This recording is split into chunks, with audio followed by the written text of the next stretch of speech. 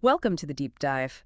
Today, we're plugging in to the fascinating world of retro gaming. We are. And look, we're not just here for the rose-tinted view. Yeah, We've been digging into a really interesting podcast called Retro Reckoning, Unplugging the Nostalgia Scam. exactly. And it's not just about, remembering blowing into old NES cartridges, although, yeah, that definitely came up. Yeah, classic. But our mission today really is to help you understand what's actually driving the retro market. Mm-hmm. We want to look at the financial side, maybe help you spot some potential pitfalls, and just see beyond the pure nostalgia of it all. And that source podcast, Retro Reckoning, it had this great dynamic. You had Alex, who was pretty skeptical. Yeah, the critical eye. Right. And then Jamie, who was clearly a big enthusiast. Mhm. And that tension kind of mirrors the big question here. Is this whole retro boom about genuine love for old games? Or is it, more of a calculated business? Maybe even a bit of a scam, like the title suggests. Okay, so let's start with the obvious appeal. It's huge, right? Mini consoles sell out instantly. Oh, yeah. Remasters get announced, huge buzz online. And all the vintage merch, t-shirts, that kind of stuff, it's everywhere. And that blowing the cartridge thing we mentioned, Yeah. the host brought that up. It's like this universal memory for a whole generation. Totally relatable. Absolutely. It taps into something real.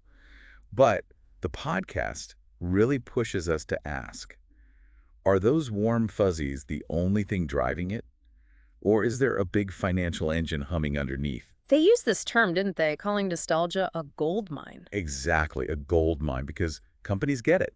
They know lots of us have these strong connections and, well, we're often willing to buy the same games again, Yeah. years later. Right. And the example they used was perfect, the Nintendo Classic Mini. Uh-huh.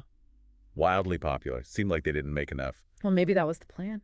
Well, yeah, and then boom, you see them online immediately. Scalpers selling them for crazy markups. So that really shows you how fast that secondary market can pop up when demand is high and supply feels tight. Precisely. So yeah, people genuinely wanted to play those games again, no doubt. But the sellout, the price gouging, it really highlights the commercial angle. The podcast mentioned new indie games too, the ones with a retro style. Right, but that's kind of different. Our focus here, like in Retro Reckoning, is more on the money side of things for the original old games and hardware. And they didn't shy away from calling out the dark side of it all. No, they talked about manipulative pricing, fake cartridges, which is surprisingly common, and, some re-releases feeling a bit like lazy cash grabs. Which brings us smack bang into the money side of things. The podcast even used, dollar sign symbols, didn't they? They did. Yeah. And it's not really an exaggeration. There's serious money changing hands in this market. Okay, get this example they threw out there. A copy of Stadium Events for the NES. Oh, yeah, the holy grail for some. Supposedly listed on eBay for something like $20,000. 20 grand. I mean, yeah. It makes you stop and think, what does that price even mean? Is it really worth that? It does, and it raises that whole question about rarity, doesn't it? Are these high prices really because the games are super scarce? Or is it more about hype? Certain games becoming these legendary grails, maybe sometimes artificially inflated. Understanding that difference is pretty key if you're thinking of buying. Retro Reckoning had a more down-to-earth example too, the SNES game EarthBound. Ah, yeah. Great game. Originally, what, $50 maybe? Something like that, yeah. And now you see it listed for $400, sometimes more. It's a huge jump. Yeah. Really shows how the perceived value can just soar over time. The podcast did acknowledge basic economics, supply and demand. If something's rare and people want it. The price goes up, sure. Yeah. But the crucial point they made, and it's worth keeping in mind, is that nostalgia can kind of short-circuit logic. Yeah. They said nostalgia hijacks logic. I like that phrase. It's good, isn't it? That feeling, wanting to reconnect with something you loved as a kid, it can make you overlook the actual price tag sometimes. Yeah. It's like your inner child is making the purchasing decision, even if the game itself isn't objectively better than it was back then. And unfortunately, that strong emotional pull, well, it opens the door for dodgy stuff, like counterfeit games. Right. The podcast had a bit of a PSA feel about this, didn't it? A real heads up for people. Definitely needed. One of the hosts shared a story, bought a mint Pokémon Red cartridge. Looked good online, presumably. Uh-oh. Yeah, got it. Looked closer. Total fake. Looked like someone had drawn the label on with a Sharpie or something. Wow.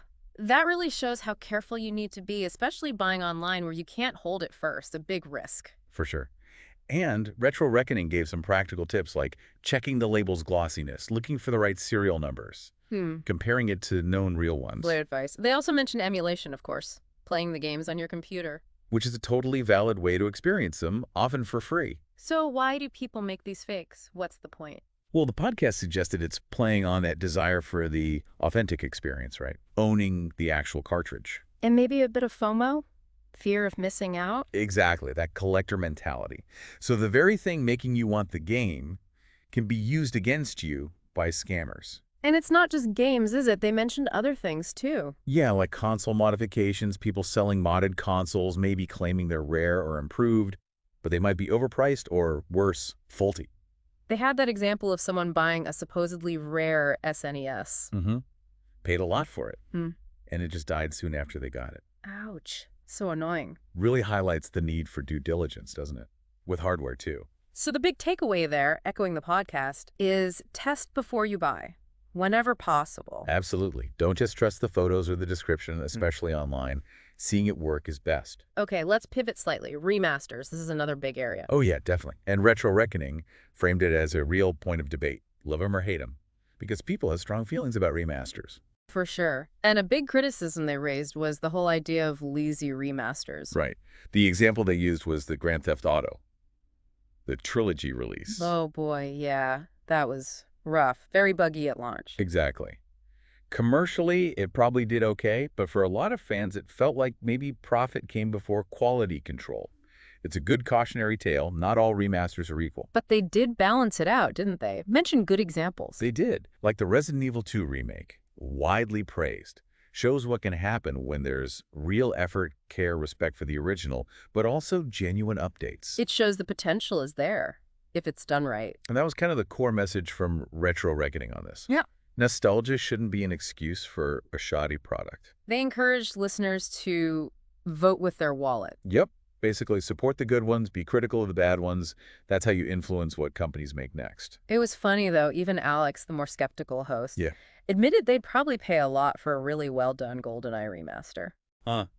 See, that nostalgia pull is strong, even for the critics. It just shows how personal it all is. Those emotional connections matter. So, okay, we've talked about the hype, the prices, the fakes, the remasters. What practical advice can we pull from Retro Reckoning for listeners navigating this? Well, they had some good concrete tips. One was using price tracking websites. Ah, right. To see historical prices. Exactly. See how much a game or console usually sells for. Helps you spot if a price is way too high or maybe suspiciously low, which could be a red flag for a fake or a scam. Use your context. Good tool.